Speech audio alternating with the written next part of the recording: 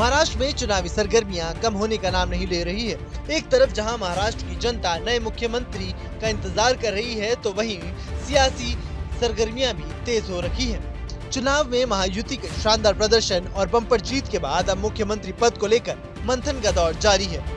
महाराष्ट्र विधानसभा चुनाव के परिणाम में महायुति गठबंधन खासकर बीजेपी के पक्ष में आए हैं। हालांकि महायुति की प्रचंड जीत के बाद अब विपक्षी गठबंधन महाविकास आघाड़ी पर भी खतरा मंडराने की खबरें सामने आने लगी है। अंदर खाने की खबरों की माने तो विधानसभा चुनावों के नतीजों के बाद उद्धव ठाकरे महाविकास आघाड़ी से बाहर हो सकते हैं। ये खबर सूत्रों के मुताबिक है।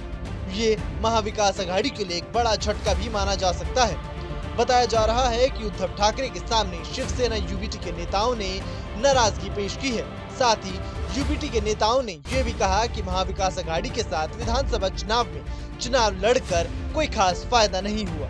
महाराष्ट्र चुनाव में हारे हुए यूबीटी नेताओं ने उद्धव ठाकरे से ये शर्त रखी है और साथ ही कहा कि इस गठबंधन से बाहर निकल जाए, क्योंकि अघाड़ी में रहने से खास फायदा नहीं हुआ। हारे हुए प्रत्याशियों ने आवाज उठाई कि अब आगामी चुनावों में उन्हें स्वतंत्र रूप से लड़ना चाहिए। दरअसल उद्धव ठाकरे ने हारे हुए उम्मीदवारों की बैठक बुलाई थी, जिसमें ईवीएम में गड़बड़ी के मुद्दे को प्रमुखता से रखा गया।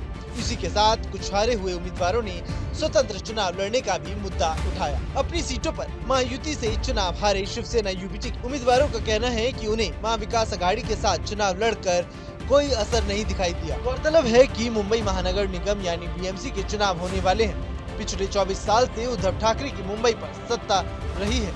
इसे देखते हुए यूबीटी नेता बीएमसी चुनाव में अपने बल पर लड़ने की शर्त रख रहे हैं। ऐसे में अब सवाल उठ रहा है कि क्या महाविकास आघाड़ी से उद्धव गुट अलग होने वाला है? अगर ऐसा होता है तो क्या महाविकास आघाड़ी के आगे क्या कुछ विकल्प रहने वाले हैं? उद्धव सेना ने महाराष्ट्र विधानसभा चुनाव में 57 सीटों पर चुनाव लड़ा था, जिसमें से केवल 20 सीटों पर ही वो कब्जा कर सके। इसके अलावा कांग्रेस को 16 और शरद पवार के एनसीपी को केवल 10 सीटें ही मिली। यानी महाराष्ट्र की 288 सीटों में से महाविकास आघाड़ी के खाते में सिर्फ 46 सीटें ही मिली। विधानसभा चुनाव में पार्टी की खराब प्रदर्शन को देखते हुए उद्धव गुट के नेता नाराज हैं, जिसको लेकर अभी आगे का मंथन चल रहा है। मीडिया रिपोर्ट्स की माने तो पार्टी नेताओं की इस मांग पर उद्धव ठाकरे भी जल्द फैसला ले सकते हैं।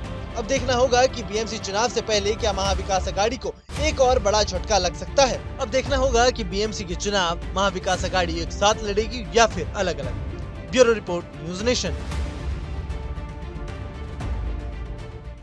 न्यूज नेशन अब व्हाट्सएप पर खबरों की ताजा अपडेट के लिए न्यूज नेशन के इस क्यूआर कोड को स्कैन करें।